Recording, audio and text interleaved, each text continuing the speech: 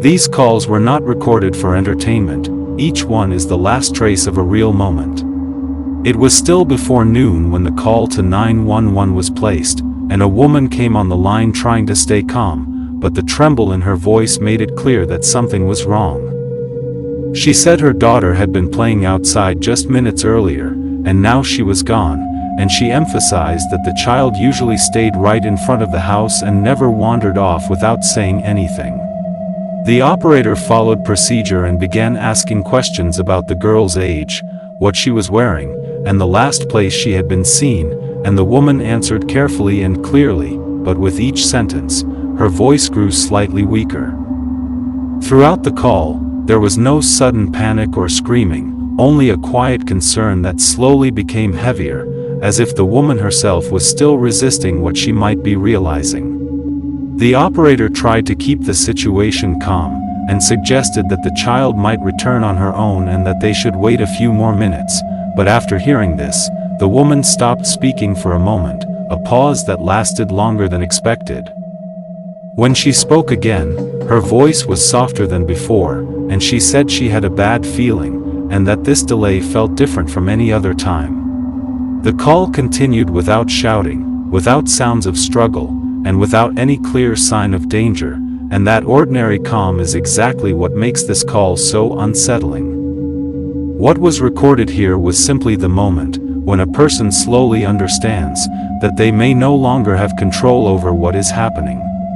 After the call ended, the search began and continued for hours, and with every passing minute, the recorded call seemed to carry more weight. And when the truth finally came out, listening to this call again no longer felt like hearing a request for help, but like hearing the exact moment when everything changed forever. It was late evening when the call came through and the operator answered, hearing a man's voice that was unusually calm, but the tension underneath was unmistakable. He explained that his neighbor had not returned home after going out earlier in the day and that something felt off, though he couldn't immediately explain why. The operator followed procedure and asked routine questions about the neighbor's age, clothing, last known location, and usual habits, and the man answered clearly, yet each word seemed slightly tighter, as if he was holding back the unease building inside him. Throughout the call, there was no shouting, no sudden panic, only a quiet, persistent tension, a feeling that grew heavier with each passing moment, and it became apparent that the caller himself was struggling to process what might be happening. The operator suggested waiting a short while, giving the neighbor time to return, but the man hesitated, paused, and then admitted that he had a bad feeling, and that the situation seemed different from anything he had experienced before.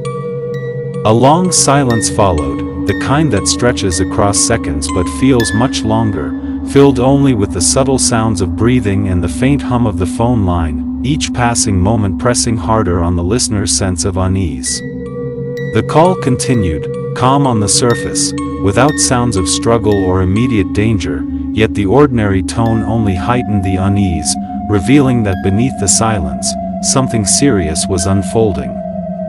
What was captured in the recording was the slow realization that events were beginning to spiral beyond control, that the ordinary could suddenly shift into something irreversible.